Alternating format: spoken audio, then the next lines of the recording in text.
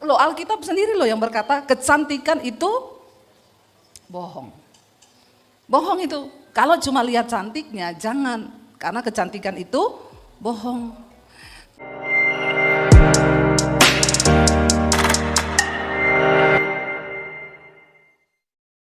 Terima kasih Bapa, ajar kami untuk sungguh-sungguh mengenal kehendak Tuhan dalam hidup kami, supaya kami mendapatkan perkenanan Tuhan.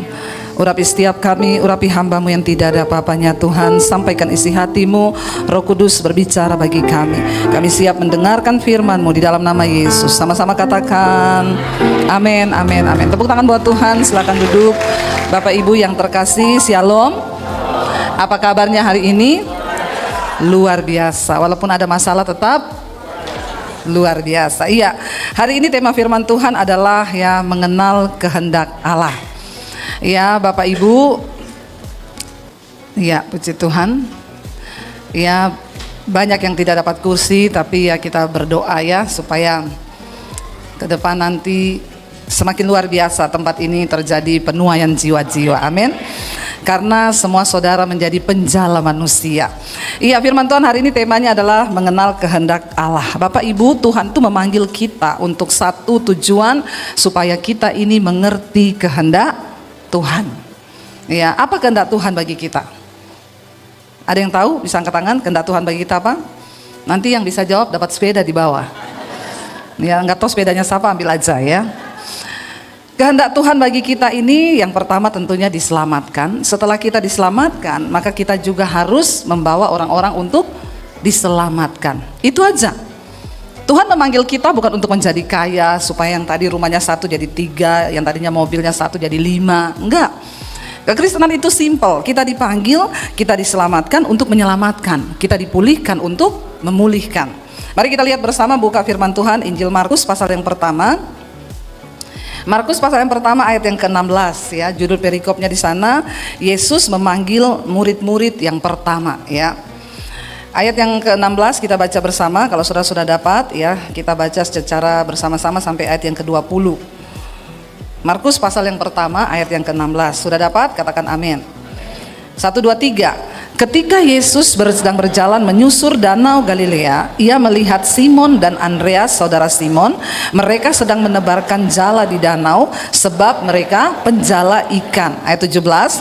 Yesus berkata kepada mereka, "Mari ikutlah aku, dan kamu akan kujadikan penjala manusia." Ayat 18.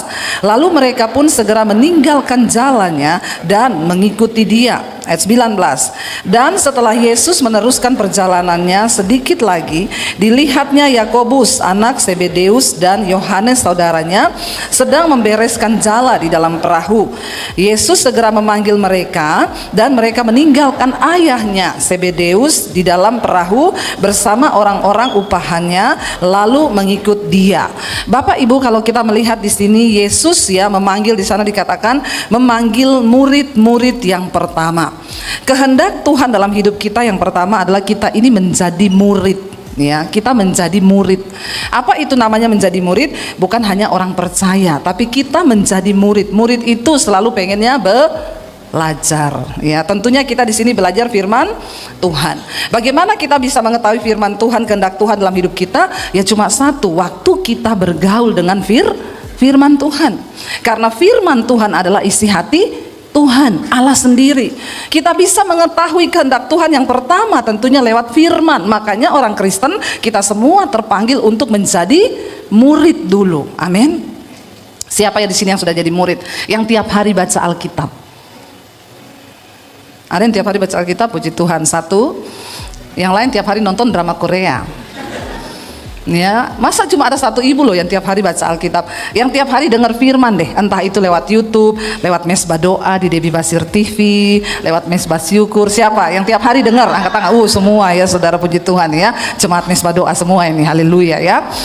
Iya, yang penting setiap hari kita tuh mau belajar. Makanya di Mesbah Doa itu saya pengajarannya itu dari kitab Kejadian, supaya orang Kristen itu tahu firman Tuhan. Bagaimana kita bisa mengerti kehendak Allah kalau kita sendiri tidak pernah belajar firman Tuhan. Kita bisa mengenal kehendak Tuhan itu kalau kita tahu firman. Yang muda-muda di sini yang belum dapat jodoh, Ya, bagaimana engkau bisa memilih jodoh yang tepat, yang terbaik kalau engkau tahu firman? Supaya engkau tidak salah jalan memilih jodoh, nggak salah. Karena banyak ada orang itu salah memilih pasangan hidup, padahal Tuhan itu sudah memberi dia rancangan damai sejahtera, rancangan kebaikan. Tapi kenapa salah? Karena nggak pernah baca Alkitab. Contoh yang pria kalau mencari jodoh, Amsal 31 berkata, ya, kecantikan itu bohong, kemolekan itu sia-sia. Jadi berarti tidak usah cari yang ya, loh, Alkitab sendiri loh yang berkata kecantikan itu bohong. Bohong itu. Kalau cuma lihat cantiknya jangan, karena kecantikan itu bohong. Tapi istri yang takut akan Tuhan. Jadi nomor satu yang dicari takut Tuhan. Bonusnya adalah cantik. Amin. Jadi saudara pilih yang cantik takut Tuhan atau jelek takut Tuhan? Ini yang saya tanya yang laki-laki, kenapa yang perempuan yang jawab? Ya, yang pertama cari takut Tuhannya dulu, jangan terbalik, cari cantiknya tapi nggak takut Tuhan. Engkau nanti berantakan rumah tanggamu. Banyak sekarang terjadi, kenapa? Karena nggak mengerti kehendak Tuhan. Alkitab bilang nomor satu cari yang takut akan Tuhan. Ya, kalau cari istri itu laki-laki yang takut Tuhan, pintar cari uang, bisa angkat galon, suruh dorong mobil, kesetrum nggak mati. Saya banget itu. Tanya suami saya, suruh angkat galon bisa, dorong mobil juga bisa. Ya, takut Tuhan, iya. Yang lainnya itu bonus. Dengar yang muda-muda yang belum menikah, cari suami juga harus yang takut Tuhan. Buat apa ganteng kalau pelit? Amin. Ya, ganteng nggak takut Tuhan, pelit dia, makan tuh ganteng. Ibu-ibu nggak usah angkat tangan. Ada ibu-ibu yang tersirat dari wajahmu, aku banget itu bu. Suamiku ini pelit minta ampun. Nggak usah angkat tangan. Makanya kita perlu baca Alkitab, firman Tuhan, supaya mengerti kehendak Tuhan. Karena di hidup ini kita akan merasa bahagia kalau kita hidup melakukan kehendak Tuhan. Yang jadi masalah kalau saya ini pengen lakukan kehendak Tuhan, ketemu suami yang tidak mau melakukan kehendak. Ada lagi ibu-ibu yang angkat tangan, aku banget itu bu, aku pengen melakukan kehendak Tuhan, tapi suamiku ini loh, diajak doa aja ndak mau. Ada yang datang sama saya, bu suami saya tuh jahat, pelit gini-gini, tukang selingkuh, udah pelit tukang selingkuh, saya harus bagaimana bu? Saya bilang nasibmu, ndak usah cari pendeta, itu nasibmu karena kau yang pilih. Amin. Terus sekarang suruh apa? Bayar harga, doa, puasa, ndak boleh cerai. Siapa suruh pilih itu? Amin. Ya, jangan datang ke pendeta tanya apa-apa, berdoa. Saudara mau datang ke saya, mau datang ke Pak Kondrat, jawabannya sama, berdoa. Nggak ada yang suruh saudara cerai. Makanya buka mata lebar-lebar, mengerti kehendak Tuhan. Ada begitu banyak orang Kristen yang jatuh dalam masalah bukan karena kehendak Tuhan, tapi karena kehendaknya sendiri, kebodohannya sendiri. Berbahaya sekali kalau kita ikut Tuhan tapi kita nggak ngerti kehendak Tuhan.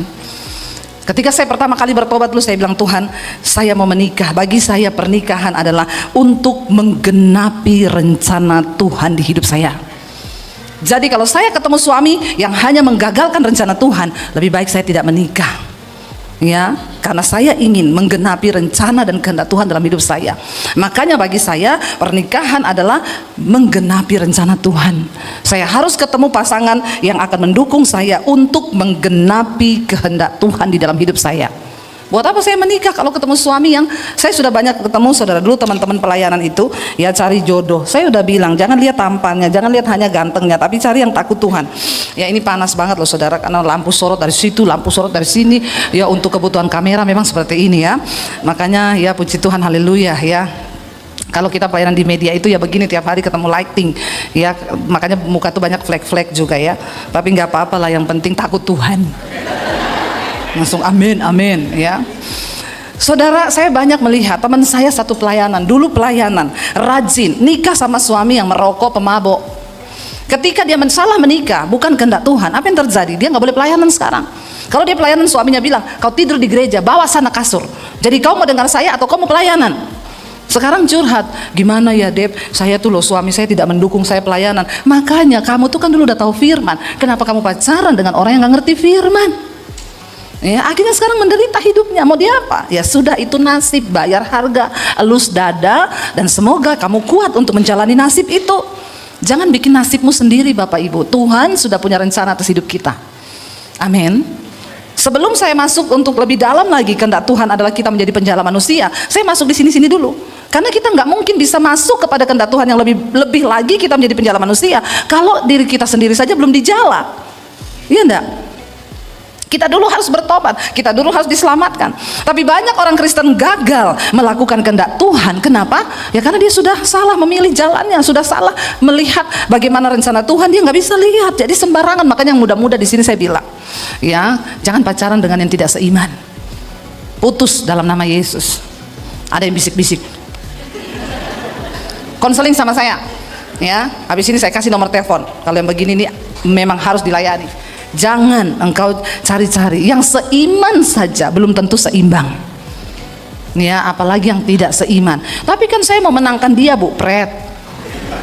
Saya banyak dapat orang ngomong begitu, akhirnya hamil yang perempuan. Waktu hamil tidak mau dinikahi kalau tidak menyangkal Yesus. Banyak yang akhirnya begitu, ya. Saya sudah ngomong, kamu jangan menyangkal Yesus. Tapi saya sudah hamil, Bu. Nggak apa-apa, yang penting jangan menyangkal Yesus. Ya nggak bisa, orang tua saya marah, saya nanti bikin malu, begini. Ya terserah kamu. Menikah, nyangkal Yesus. Berapa bulan kemudian telepon saya, Bu Debbie, apa telepon saya? Bener yang ibu ngomong, saya sudah tinggalkan Yesus, saya serahkan segala-galanya buat dia. Apa yang kamu dapat? Dia sekarang selingkuh, Pret. Ya, makan itu cinta. Buka mata lebar-lebar, kenali kehendak Tuhan supaya engkau tidak salah melangkah. Ini yang muda-muda terutama ini ya.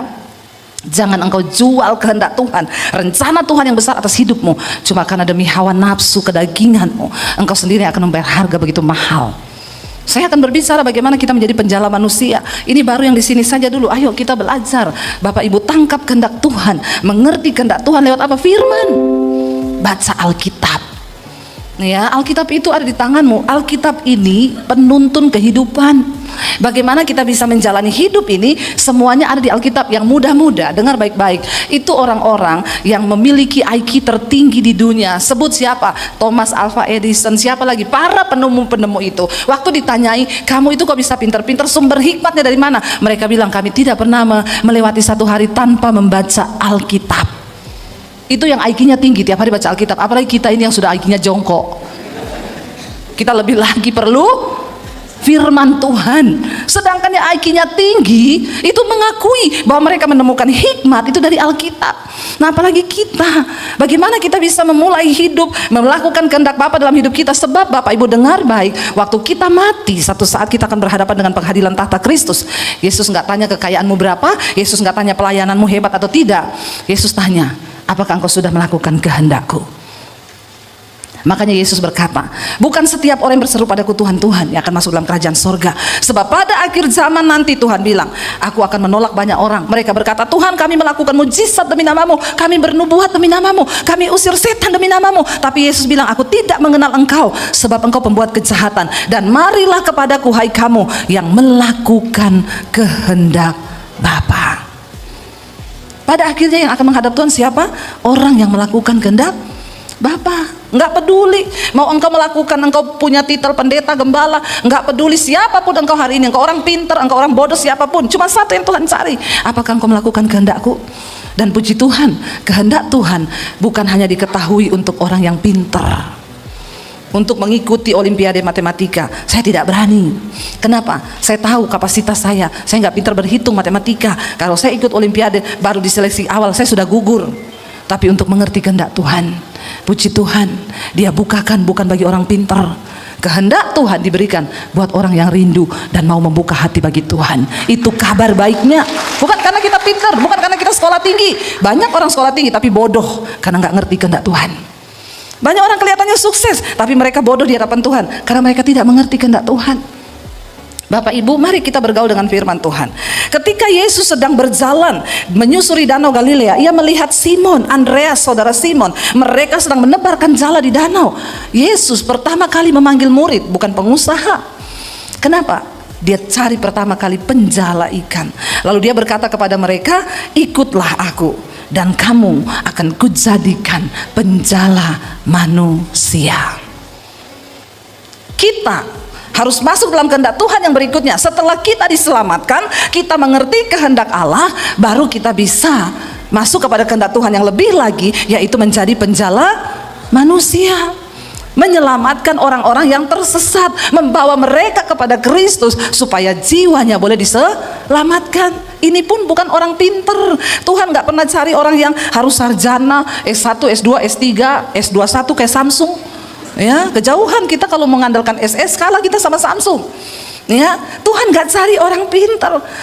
Dia cari penjala ikan yang sedang di pinggir danau, bukan orang yang punya pendidikan sekolah yang tinggi, tapi mereka adalah penjala. Supaya lebih gampang Yesus menunjukkan kehendaknya, dia bilang apa? Hari ini kamu gak usah jadi penjala ikan, ikut aku jadi penjala manusia. Saya pelayanan di Morowali. Jadi kalau ke Morowali itu kita dari Makassar naik pesawat kecil, ya itu baling-baling, ya itu penumpangnya hanya sekitar 20 orang. Itu ketahuan saudara, itu paling banyak kan yang naik itu buruh, apalagi kalau dari China itu mereka buruh-buruh ya yang akan bekerja tambang di sana. Saya dan suami kita turun masuk ke pintu pemeriksaan di Bandara Makassar dengan buruh-buruh yang dari China itu. Mereka lewat-lewat, saya sama suami begitu lewat, ya penjaganya bilang gini, mau ke Morowali ya Bapak Ibu? Iya, punya tambang ya di sana. Ya, kita tampangnya kayak pemilik tambang. Puji Tuhan ya, saya bingung mau jawab dia. Dia pikir kita punya tambang nikel. Saya bilang, oh iya, saya punya tambang di sana. Tambang apa Bu? Tambang manusia. Karena manusia juga perlu digali, dikumpul. Saudara ya, Yesus memanggil penjala ikan supaya lebih gampang bicara kepada mereka. Mulai hari ini kamu gak akan jadi penjala ikan lagi. Aku akan memakai hidupmu untuk menjadi penjala manusia. Ya, Yesus panggil mereka. Dan dikatakan di sana langsung loh, mereka pun segera meninggalkan jalannya dan mengikuti dia. Bapak Ibu, kita ini sedang dipersiapkan Tuhan untuk menjadi orang-orang yang akan dipakai Tuhan menjadi penuai-penuai di akhir zaman. Dia telepon mama papanya, dia bilang, ibu bapak tolong menghadap ke sekolah, saya mau ngomong tentang anak ibu dan bapak. Lalu tadinya suami istri ini tidak mau ngaku kalau mereka tuh sering berantem. Mama, ini anak. Kalau gitu yang harus saya layani ini orang tuanya. Nggak bisa saya layani anaknya kalau orang tuanya seperti itu. Ini ibu bukan pendeta loh, dia bukan gembala, tapi dia penjala manusia. Dia telepon mama papanya, dia bilang, ibu bapak tolong menghadap ke sekolah, saya mau ngomong tentang anak ibu dan bapak. Lalu tadinya suami istri ini tidak mau ngaku kalau mereka tuh sering berantem, padahal anaknya sudah cerita. Lalu ibu ini biarin aja. Dipanggil keduanya, akhirnya ibu tuh minta nomor HP WA, sering WA-WA-an sama istrinya. Lalu istrinya mulai curhat, iya saya sama suami saya sering bertengkar, suami saya sering pukulin saya, dia sering kejar saya pakai sapu, pakai apa saja, jadi anak saya tuh melihat setiap hari, makanya anak saya jadi seperti itu. Lalu ibu ini berkata, Bu, ibu sama suami harus banyak dengar firman Tuhan, ibu sama suami harus banyak baca firman Tuhan. Lalu dia bilang, lalu Bu, istrinya itu karena saya sudah kasih nomor WA, tiap hari telepon. Mereka berantem, dia telepon saya, tengah malam dia telepon saya, lama-lama saya juga terganggu. Emang enak. Akhirnya waktu saya terganggu, saya bilang gini, Bu, gini ya, saya nggak bisa melayani ibu terus. Ibu denger nih ya, khotbahnya Bu Debbie Basir, mesbah doa, mesbah syukur. Ibu ikut tiap pagi dan tiap malam, dia share. Akhirnya istrinya mendengar dan dia bilang gini, puji Tuhan Ibu, sekarang rumah tangga mereka dipulihkan dan anak mereka berubah sebab firman Tuhan berkuasa. Tepuk tangan aja nggak mau nih, setengah-setengah nih. Ya, tepuk tangannya buat Tuhan Yesus loh. Bapak Ibu, saya mau tanya, jadi penjala manusia susah nggak? Enggak kan? Coba bayangkan kalau semua orang Kristen merasa terpanggil, punya beban, punya hati yang sama, melihat jiwa-jiwa di sekelilingmu, bukankah wow? Satu orang dipulihkan, dia memulihkan orang lain. Satu orang dijala, dia menjala yang lain.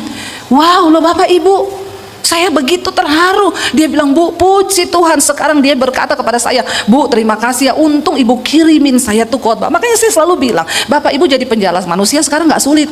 Engkau tinggal kirim khotbahnya Pak Kondrat, share ke temenmu yang merasa engkau diberkati, mesbah doa, mesbah syukur, share. Engkau gak perlu ngomong, jangan bilang saya gak bisa ngomong, Bu. Satu share yang engkau sharekan, ketika dia sedang dalam kegalauan, dia sedang dalam putus asa, tiba-tiba dia klik khotbah yang engkau share itu, Roh Kudus jamah, dia bertobat. Itu jiwanya itu masuk kepada engkau. Tinggal tunggu bonus dari surga. Kan ini sistem kerjanya kayak MLM toh. Nah, ketawa begitu dibilang MLM kan, cari satu dapat satu, cari lagi, bonusnya buat saudara. Itu namanya kita bekerja bagi kerajaan Allah. Dimanapun engkau tidak harus menjadi pendeta, engkau nggak harus datang, Bu Debi saya mau masuk ke sekolah misi tapi saya sudah tua, jadi penjala manusia aja ya, karena yang kita cari umur 33 batasan yang masih bisa dikirim ke desa-desa, itu membutuhkan orang-orang yang kuat. Tapi kalau saudara, hei, engkau dipanggil bukan untuk duduk manis di gereja loh, enak pakai AC ya, tinggal dengerin orang khotbah, yang khotbah keringetan, saudara enak kedinginan. Coba toh, buat apa saudara duduk di gereja, dengar firman, hidupmu diubahkan, engkau pulang ubahkan orang lain. Saya ketemu jemaat Misbah Doa, saya datang ke rumahnya, dia bilang, Bu, pembantu saya pengen foto sama ibu. Pembantu ibu, tadinya tiap malam saya kan dengar Misbah Doa, saya ajak dia masuk di ruangan, sini sama ibu dengar Misbah Doa daripada kamu. Dia bukan orang Kristen, Bu, dia orang seberang, tapi dia sekarang tiap malam dengar Misbah Doa. Saya datang, ibunya bilang, sini kamu lihat siapa yang datang. Lihat saya, langsung nangis, termehek-mehek, termewek-mewek. Loh, kenapa Mbak? Ngomong dulu baru nangis. Ya udah, saya peluk dia, saya doain. Kenapa Mbak? Aku mengalami Tuhan lewat khotbah-khotbah ibu. Aku diubahkan, Bu, aku dipulihkan. Loh saudara, cuma dari awalnya nyonya yang dengar Misbah Doa ngajak pembantunya ikut. Dia nggak usah menginjil, dia nggak ngomong, dengar Yesus berkata dalam Markus pasal yang pertama ayat yang ke-16. Nggak perlu. Dengan kerelaan hati. Mertuamu berantem, ribut rumah tangganya, engkau doa, Tuhan aku mau kirim khotbah ini dalam nama Yesus, mertuaku bertobat, suami istri bertobat, supaya rumah tangga kami juga luar biasa. Ketika mereka diberkati, kirim temanmu, siapapun, curhat, kasih. Mungkin engkau nggak bisa jawab, daripada engkau salah jawab. Ada yang konseling, suamiku selingkuh. Hari gini lu masih mau sama suami selingkuh, mending lu juga senang-senang. Ngapain lu urus suami selingkuh, makan tuh suami kayak begitu, kasih racun. Hati-hati, jangan salah memberikan nasihat.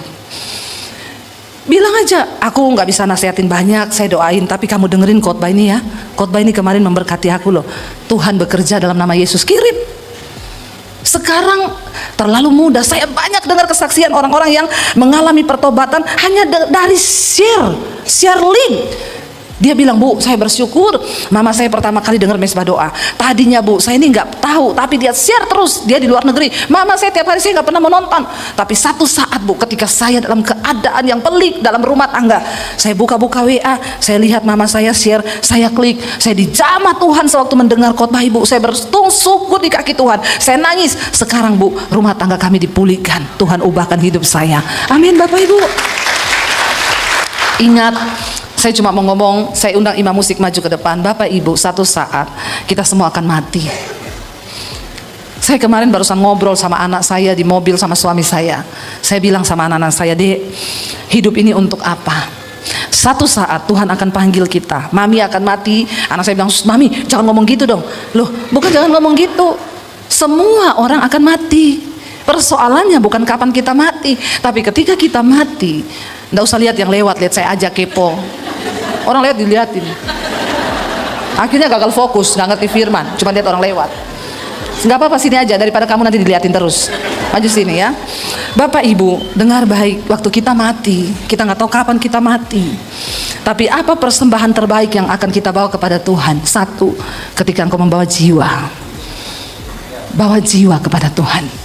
Satu saja, jiwa itu satu saja. Engkau menerima mahkota kehidupan bagi orang yang membawa orang yang disesatkan datang kepada Tuhan.